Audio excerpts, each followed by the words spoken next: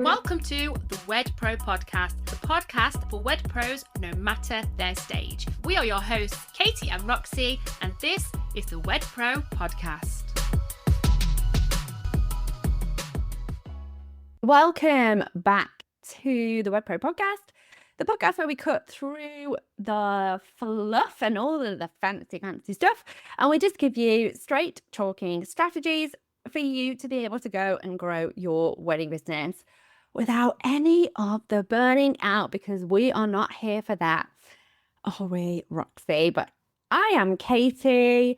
Hey, I'm Roxy, and yes, you are totally right. On today's episode, we're diving into how to win over Gen Z couples with authentic short form video, because this generation is on track to control a whopping 74 trillion in spending power by 2040. Insane. And they live on TikTok, they're in Reels, and they're in Stories. So this is what we're here to tell you about today. Yeah. Okay, let's start with that kind of big picture. 74 trillion. Whew. Gen Z. Okay, so Gen Z. I feel like all I say is Gen Z and millennial in my house anyway. And it makes me feel about 90.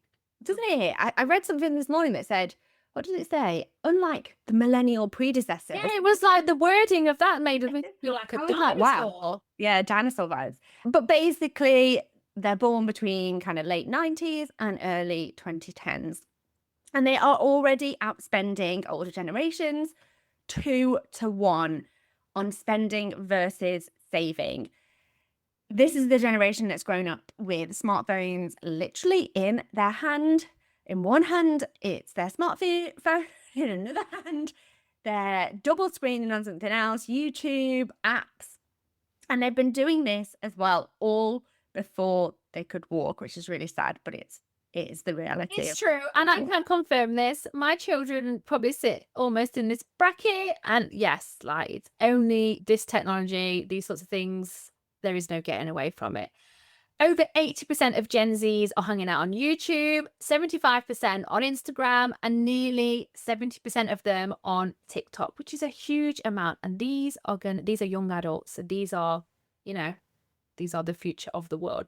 And the wedding industry. Yeah, exactly. And they watch an average of, and I think it's more this, of about 6.5 hours of video content every single day. And so this is saying that if your marketing isn't in video form, you are invisible to them. Shall we do a quick check of what your time on your phone is this week? Let's do it. Let's do it. Where do I find it? I don't even know. Because I'm a millennial predecessor. I don't know where to find this. Right, I've typed in screen time.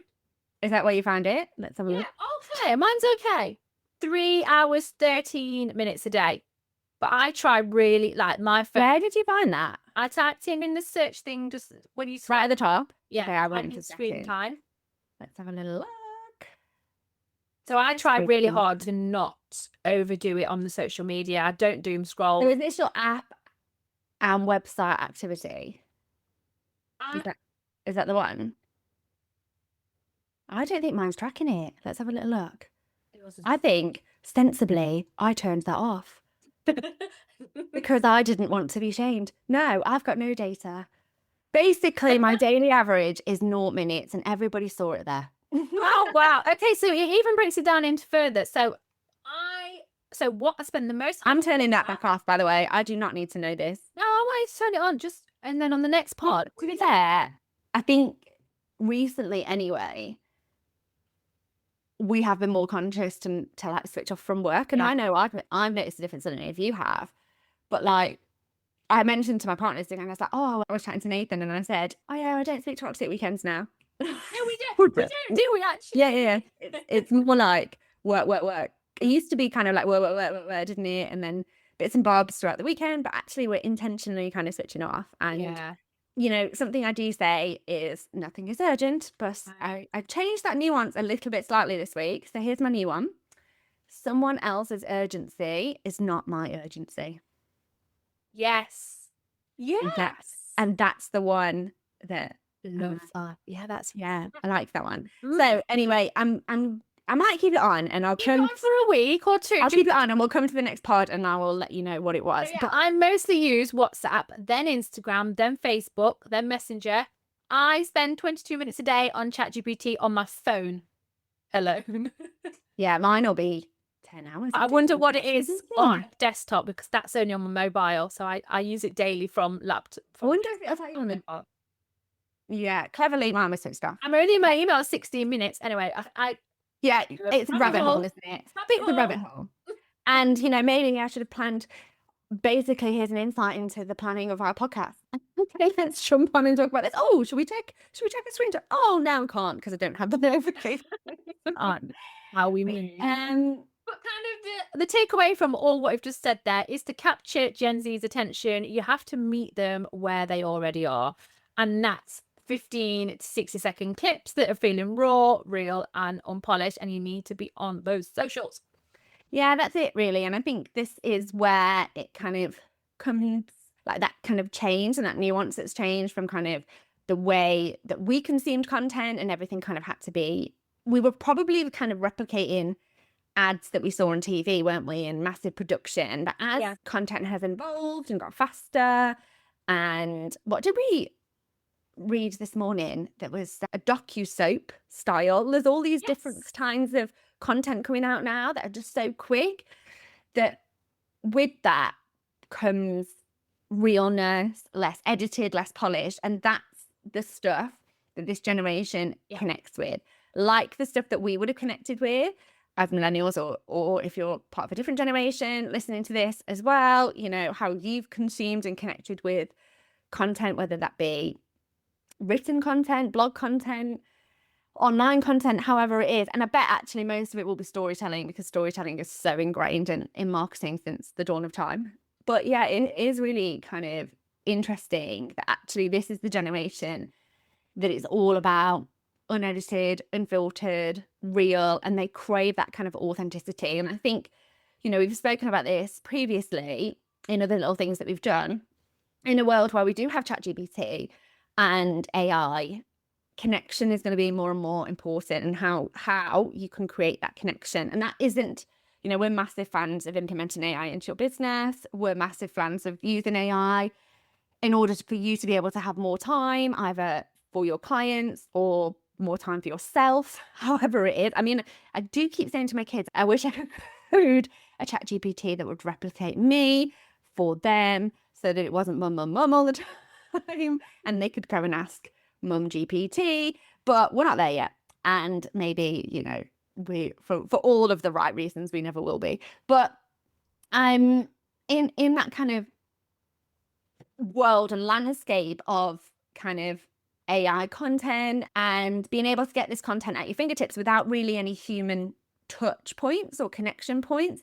It's how do you stand out, and how do you then ensure that, yes, although you're leaning on, and we definitely would encourage you to lean on some of the AI for some processes in your business, and to allow you to free up more time for putting in that human connection. And that's why I think it is one of the positives about, you know, AI and ChatGPT and AI agents and things like that, and the way that landscape is moving, is that it does give you more time to focus on human connection.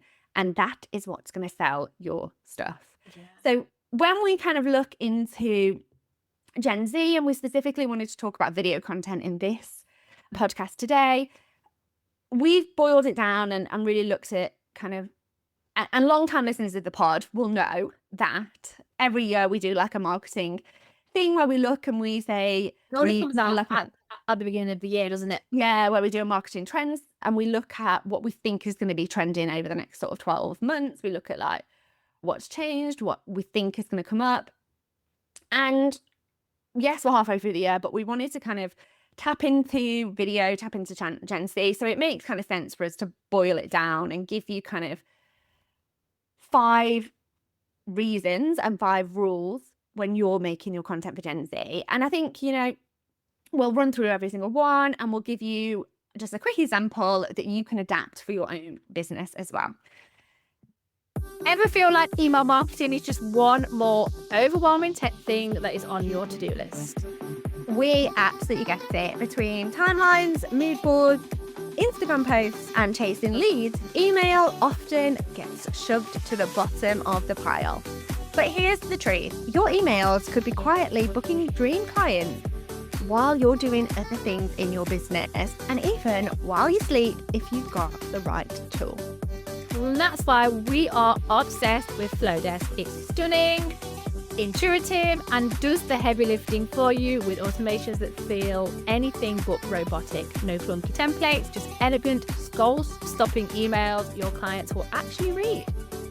Yep, so if you've been meaning to get your email sorted, this is your sign. Head to the show notes and try Flowdesk for free, because marketing your wedding business shouldn't feel like a second job. So first and foremost, digital natives. So this is basically what Gen Z are. They've never known the internet without a video that auto plays. So don't make your content difficult to consume. If, and Facebook sometimes does this, or if you're making GIFs, it can sometimes do this. You want to make sure that your videos are playing automatically, whether that is on, whether you're sharing a little, because most of the time for Reels, it will anyway, right? But I'm talking here, like if you're sharing something on Pinterest, if you're sharing something on a Facebook group, or if you're sharing, maybe you've made a piece of content.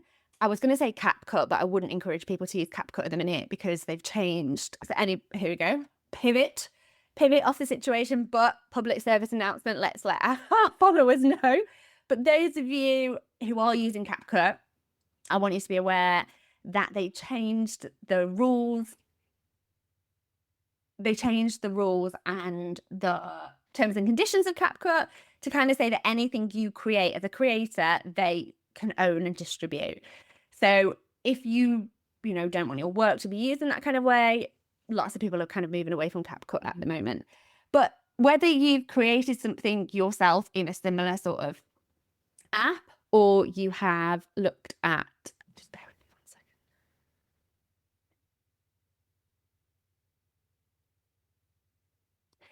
So whether you're making something in one of these kind of apps, or you're creating a GIF or a meme yourself, which is, we definitely encourage you to go and do that. This is all of the shareable content that makes you super, super relatable. If it suits your brand, just make sure it auto plays. So here's an idea that you can go away and use. You could film a first look dress reveal or a first look down the aisle, and you can share that as a 10-second TikTok. Super fast, super easy to consume, and really easy as well. Before we move on, can I just, you just got me thinking, then when you said they've never known internet without autoplay, I was like, geez, I've actually never known time without internet, right? Like, I can remember. Oh, yeah. I was just thinking then, are you born? Did you have a computer at home? Yeah, and I can remember Why did you get the computer? Because I remember getting a computer. Yeah, I do. We were quite a techie family, so we were like plugged into that internet as soon as you could. Yeah, so I remember you couldn't be on the landline. Yeah. And the internet at the same time. Yeah, the dial-up noise. What the frick? Like these Gen Zs, like they've never known a time without. They've never known, but they've literally had. They've never known downloading something from LimeWire and it taking 4 days. Yeah. To download. Like, just everything's so different now. Gosh, I could talk about this all day. Like, who used to use a tape to record the radio? Probably illegal. Definitely illegal, but I did. Please don't come and get me. I don't think it is illegal. Why is that illegal? Everyone did that. Anyway, okay. My mum told me it was. Gosh, the things that my mum told me, I won't even go into it because she's retiring soon, so I'm sure she'll stop. If you would like a uncensored Katie and Roxy podcast, please let us know. It might also be anonymous. Okay. Next, and we just touched on this one, GIFs, reaction clips, micro vlogs, which are video blogs, basically. Beat text for this generation every single time. It's not, and we've been saying this for a while, actually, in terms of, in a different context, in terms of pricing, in terms of paying for a result. And yes, people aren't really paying for a result, but they're paying with their time, right? And if people can get a result quicker and still get the result that they're after, that you know, valuable to this generation and valuable. And we've talked about this before in the past about, you know, when I get locked out of my car or I need, you know, my window door handle, the window handle broke off a couple of weeks ago, and the window fitter man was able to come out, get it fixed and done. And he was out. I think I rang him in the morning. An hour and a half later, it was fixed and it was done. And, you know, when he told me the price, I was like super surprised because I felt like it was like emergency job, tick. And I'm paying for that result. I'm paying for the fact that I don't want the wind and the rain to come and it just soak everything in my house. Or I'm not paying for the 2 minutes it takes for somebody to get me back into my car, right? If I was stood there for 2 hours, 3 hours, 4 hours, while this guy is trying to get me into the car, do you think, you know, I'm going to think that he's any more of an expert? I'm paying for the result. And a lot of time in the wedding industry, we see this kind of mindset thing come up, don't we? Quite often when it comes to around pricing, and it comes to around pricing for services, pricing for time, and people really not valuing their expertise. And we heard it this week, didn't we? Heard it just yesterday. Yesterday, you girls are the expert. And we were like, yeah, we're the expert in marketing and In our sales field. and the wedding industry and what we do, but you are the expert in this. And you could see the kind of like clogs Like, sticking, yeah, which is all great. about that mindset switch. And it's great to see those kind of real time realizations from our clients, isn't it? In kind of real time where you just see things like click, which is nice. It's a lovely part of what we do. Okay, so a piece of content here that can help you would be, help you spark an idea would be sharing a 20, 30-second time lapse of a setup or a process. So some of you will be doing creative, lovely, wonderful stuff, whether it's setting up your entertainment, if DJing, packing your car, setting up the venue, doing Those videos are really satisfying to watch. Love that sort of stuff. Yeah, it's amazing. And people as well like it because you can do something, tapping into that expert thing as well. Like, don't devalue what you do. Other people find it really interesting. Yeah. And the right people will find it interesting. And I find that there's a lot of people in my business in my family that have businesses.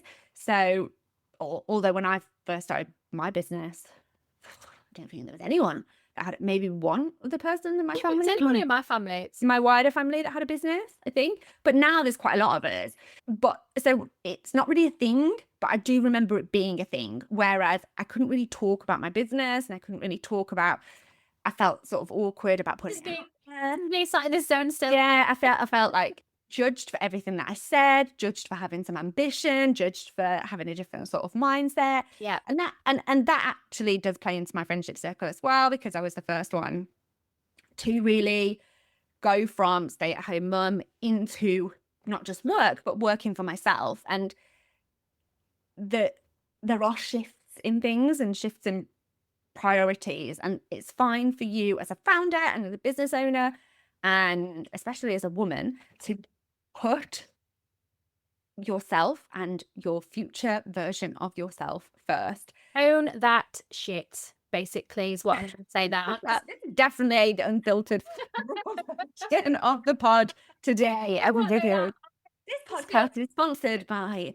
ADHD. I still, because I obviously sit in that kind of bracket of solopreneur in my family.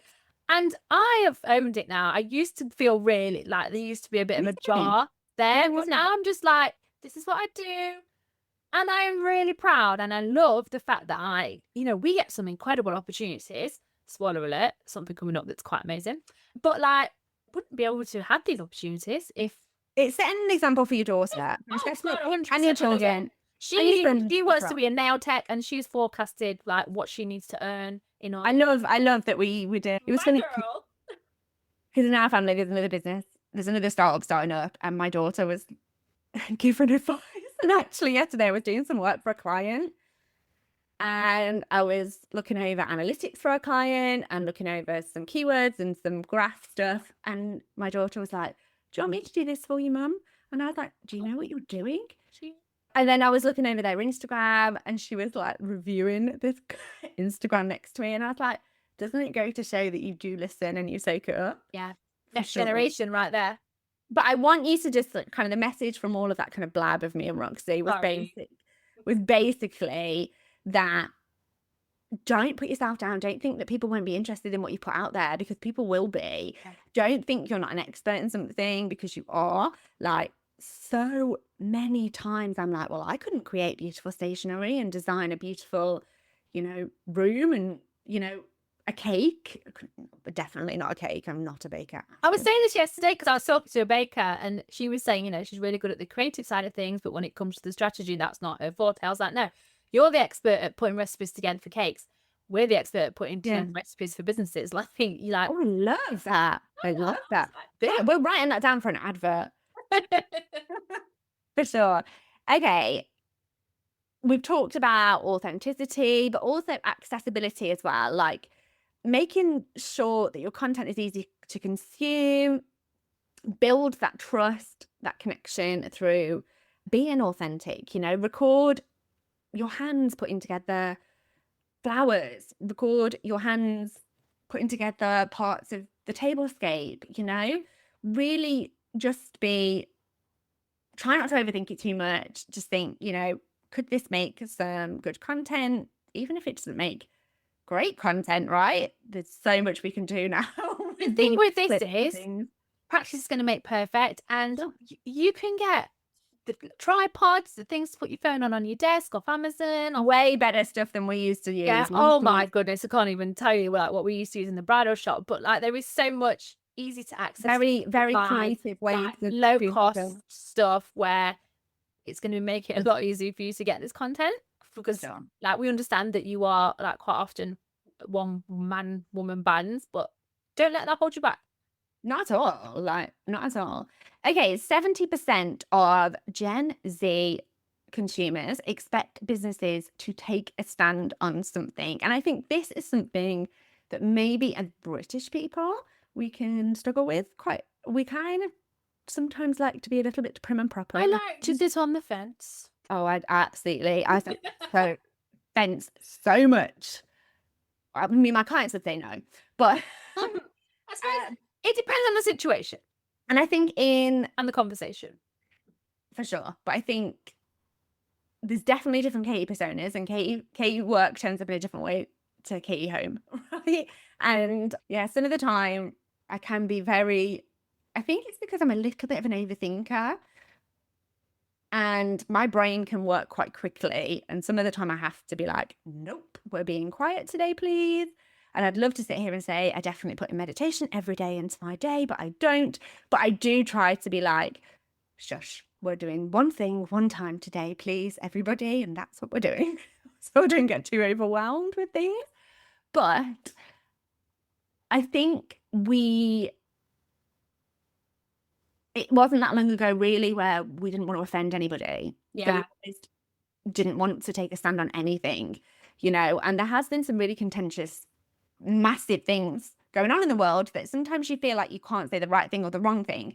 And this is why it's so important to get educated on things like inclusivity, properly on inclusivity. And we had a speaker, Anna and David, at WedCon last year, doing an amazing job speaking about inclusivity and how really to make inclusivity accessible. So you're inclusive without it being like I'm being inclusive. You're just neutral, and because we all worry about getting it wrong, but that shouldn't stop us from doing it and shouldn't stop us. So, Gen Z are looking for you to be inclusive anyway. They're looking for you to be showing up in an inclusive manner.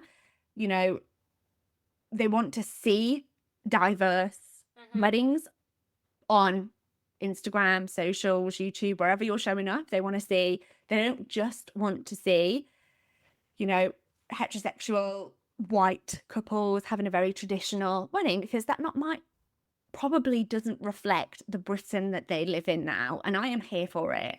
We are in London on Thursday. One of the things I love about London is nobody gives a hoot. Like, you can just be you. Like, you do you, love. Like, everybody celebrates everybody.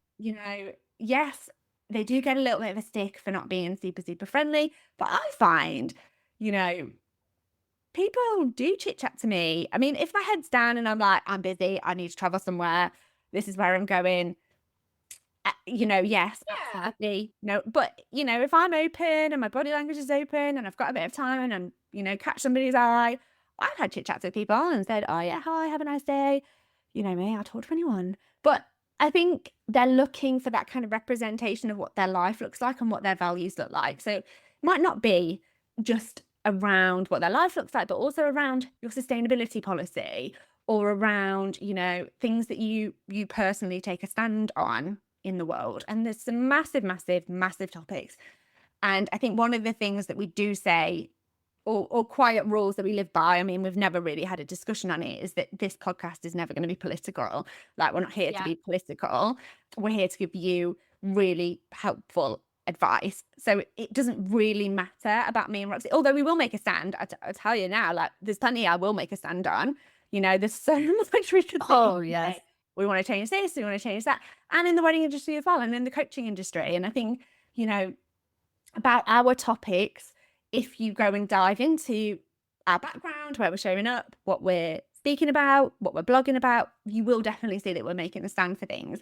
And you need to draw that line, because your people are going to read that, feel connected, or see that videos, feel connected and feel like you see them. And that's really important, not just for this generation, but for all generations, that acknowledgement that you see them and they can see themselves in your content, right? And the things that matter to them in their content as well. Yeah. Okay, the last one, please, please, please, please, please, mobile first, vertical format. Saw that yesterday too. Yeah, if you're doing reels, TikToks, Pinterest, YouTube shorts, anything that is made for vertical content, film it in vertical content, please. For the love of God, do it. Yeah, you want it to come up super, super fast, instant loading. You want bite-sized, snackable hooks that just pull people in straight away in the first couple of seconds. Whether it's something like shoot your 5 favorite table decor tips as a vertical story series, and then you can do like tip 1 one day, come back tomorrow for tip 2, come back tomorrow for tip 3. But at your next booking, the next wedding that you go to, I want you to film 10 to 30-second clips based on these kind of, things. So authentic moments, something that you care about that maybe is represented in the wedding, or something that you've brought to the wedding that you care about that filters into a policy or a principle that you have or a purpose of your business. Stand for something, whether that's even quality, right? Stand for something and share that. It should be mobile first, remember? Yeah. And as well, it should be auto playing and really tapping into that visual culture. Like, don't go away and think, right, I'm going to blog about this wedding. There's a place for blogging. It's amazing for SEO. It's amazing for keeping people on your website. However, when we're talking video, quick, snappy, snackable, I love that word. A bit peckish, are we today? A bit peckish? I am, because I was up at 4 a.m. So I always find, I don't know what it is, whether it's a hormone thing, because I'm never hungover anymore, because what's a night out? But I find that if I'm quite tired or if I'm up very early, my body is hungover and just wants breathing. Yeah, you just want that fuel. Whether it's good fuel or bad fuel.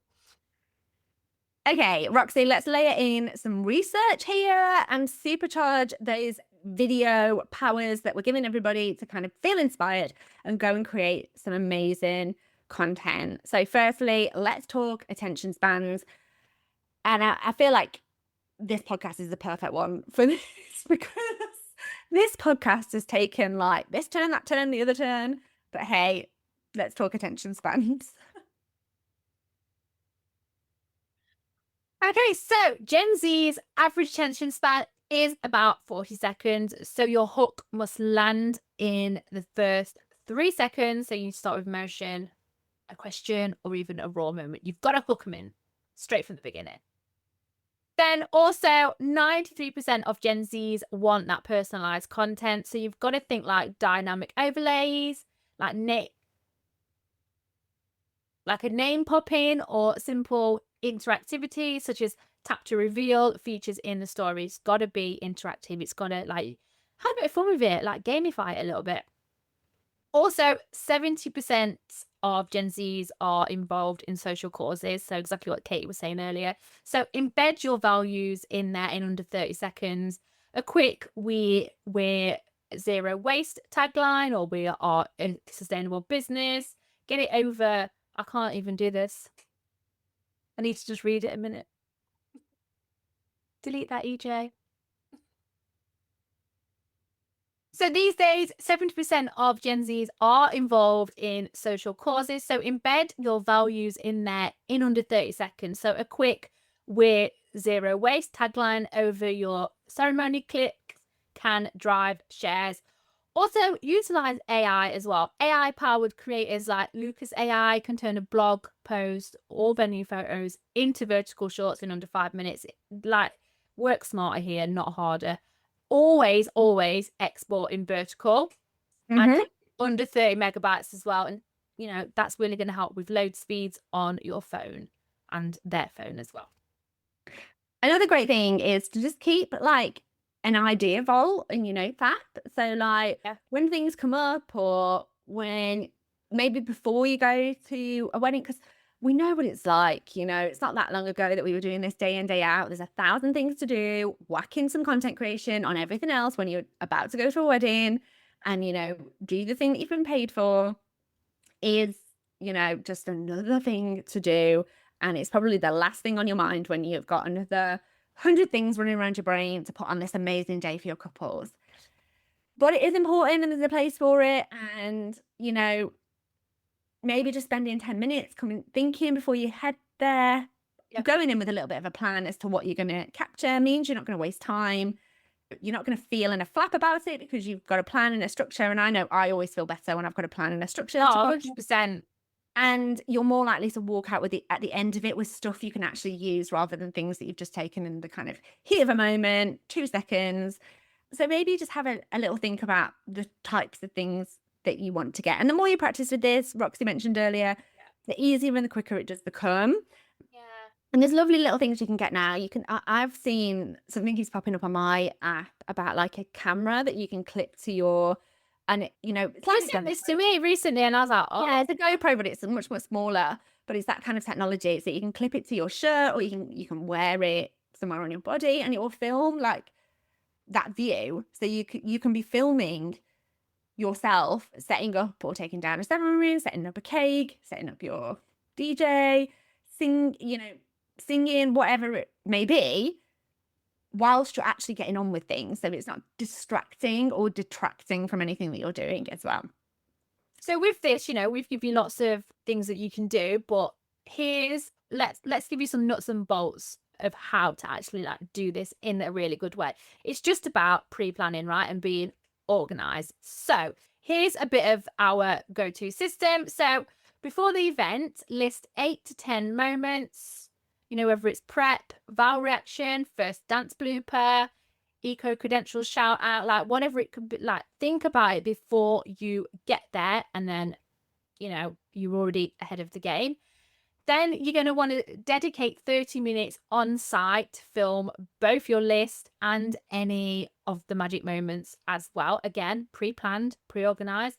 And getting there a little bit earlier or staying a little bit later can just help you feel more organized and in control and able to get this stuff as well. Like, we don't want to add more to do on your to-do list at all.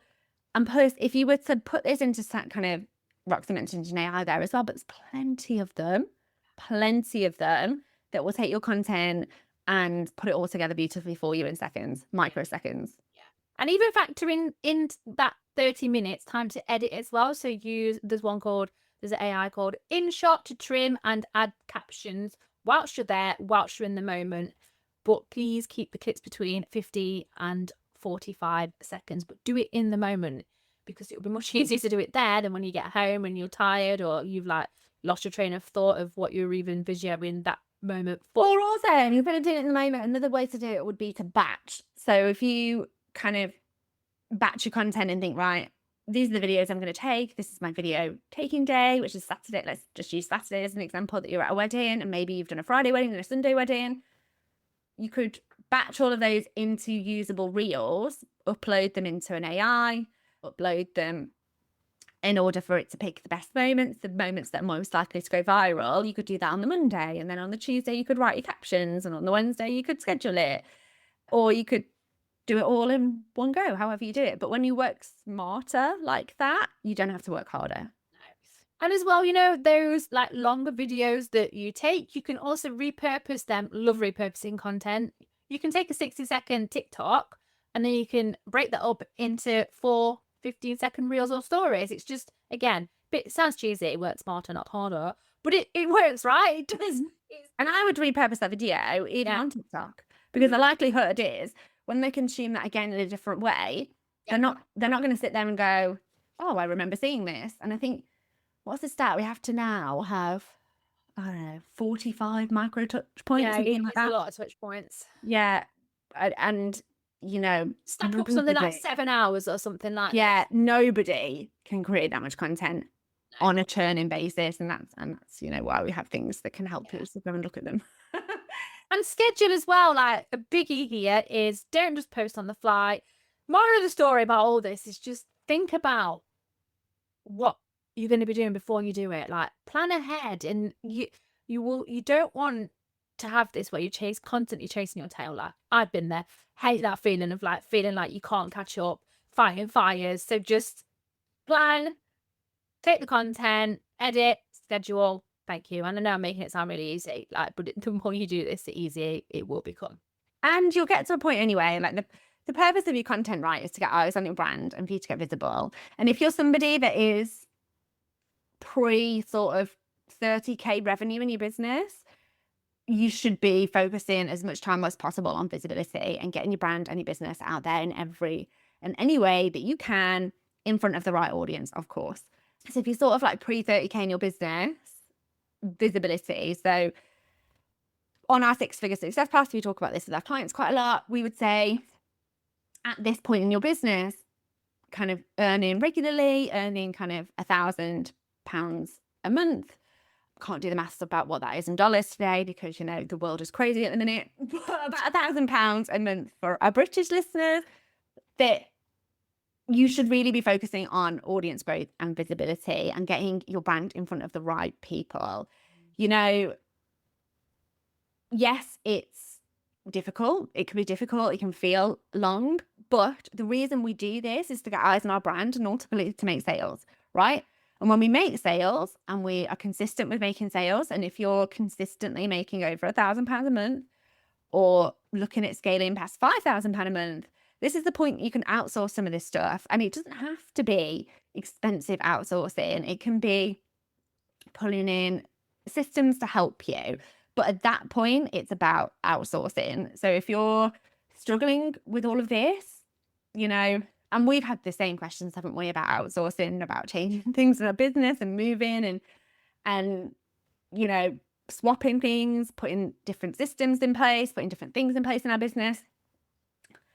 But we always find that it's the right move to just do it. And we've outsourced a lot of the tasks now, a lot of the repetitive tasks in our business, because, all of this stuff, yes, we've done. And, we still do. We still post content. We still show up where we can as often as we can. But we also have a team now. And that's because we've done all of this stuff that we're telling you to go and do and to go and try.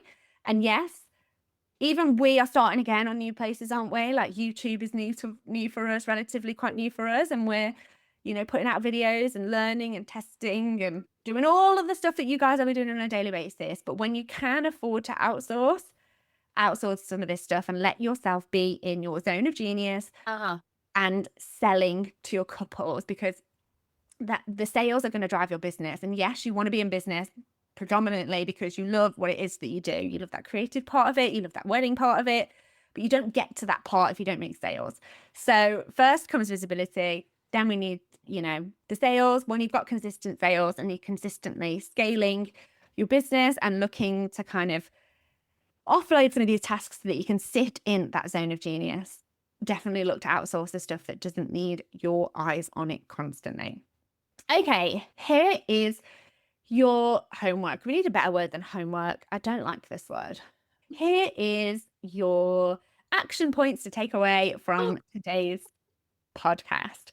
So, draft a 5-clip shot list for your next wedding or your next booking and block out 30 minutes on site to capture those moments. Edit down to 15-second, 30-second, 45-second clips and post your first by next week. So if you've got a wedding coming up and we're teetering into wedding season now, and all I'm thinking now is what I've just said. It's playing in my head on a loop. So we're teetering into wedding season now. So you will have bookings kind of coming up into your business. So if you've not got one, we're talking about your next one as well. So get that clip, get that shot list, and get it edited and out into the world, please. I just want to kind of put a little kind of full stop on this. If you do not go to on-site or to the venue, doesn't matter. You can still do this. You are still going to be expected to do this by us. Like, this is your takeaway from today. Think you just not have to get a little bit creative, but go and do it. If you haven't had a booking, if you're somebody that hasn't had a booking yet, you can still do this. You can still do things, lots of B-roll content is really great right now. Set out what a wedding would look like. Go and get involved in style shoots. Go and get involved in coffee mornings with other professionals, with other people in business, and document your day, document your processes. All of this stuff is interesting to people. It is, yeah. And I'm just going to say this. I do hear, I speak to a lot of wed pros, and I always find that some, not all, some of them that are in a bit of a funky mindset, maybe haven't got any bookings, but in this lack mindset of I can't do this because you can do this. You've just got to find a route to just flip the script in your head. They're not, I can't do this because, you say, I can do this. I can do this with this. Yeah. So there's not much you can't do. Nothing is impossible, guys. I do believe that. And if you want to take this further, join us and 150 plus wedding industry pros. Can't say this word today, and a room full of experts in the northeast of the UK on November the 26th for all the details on how to scale your short form content. You will walk away with ready to roll content plan, and you'll be able to network with the community, making waves online and up and down the country, bringing amazing weddings. Early bird tickets are running out fast. Go and grab yours at wedcon.co.uk before July the 15th. And if you found today's episode helpful, hit follow so you don't miss future strategies, and share this with another wedding industry bestie. It's making me giggle, that is, who needs to level up their game. And if you've loved this episode, please do leave us a 5-star review. And if you haven't loved this episode, just don't tell us. We don't mind. Yeah. Thank you for listening. It's been a wild journey today. Welcome to our world if you're new. They're normally not this crazy, I promise. And we will see you in November at WedCon, or right here next week for more no fluff tactics. Until then, stay authentic and let your videos do the talking. See you on the next one. I just want to say 74 trillion one more time. That's crazy. Yes, please. More of that. Bye. See you on the next one. Bye. Thanks for listening to this episode of the Wed Pro podcast. Full transcribes of this episode, plus every other episode we have done, are available at www.theweddingbusinesshub.com/blogs. Thanks so much for listening. If you do have any questions about this episode or anything else at all, you can email us at info@theweddingbusinesshub.com. And if you are loving our episodes, which I know you are, make sure you hit the subscribe or follow button so you can stay updated with any new episodes that land. We look forward to seeing you on the next episode.